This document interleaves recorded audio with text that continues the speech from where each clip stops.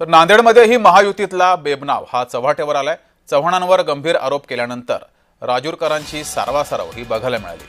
नांदेडमध्ये महायुतीमध्ये बेबनाव चव्हाट्यावर आलाय। शिंदे गटाच्या आमदारांनी अशोक चव्हाण यांच्यावर गंभीर आरोप केल्यानंतर भाजपाचे महानगराध्यक्ष अमर राजूरकर यांनी सारवासारव केली आहे। राजूरकरांच्या या वक्तव्यावरून माजी मुख्यमंत्री अशोक चव्हाण बॅकफूटवर आल्याचं दिसतंय।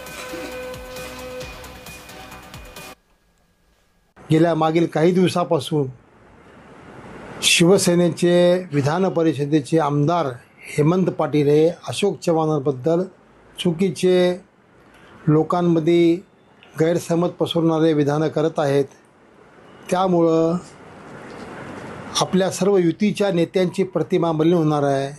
मला एवढीच अपेक्षा आहे की त्यांनी सामंजस्य भूमिका घ्यावी व ह्या सर्व गोष्टी टाळाव्यात।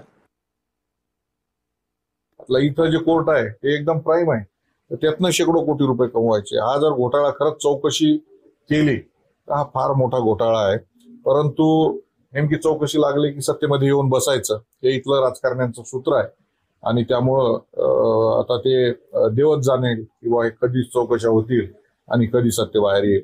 परंतु जनतेचं जे कोर्ट आहे ते कोर्ट सगळ्यात मोठं आहे। त्या कोर्टामध्ये आम्ही जाऊ आणि जनतेच्या समोर आणून देऊ।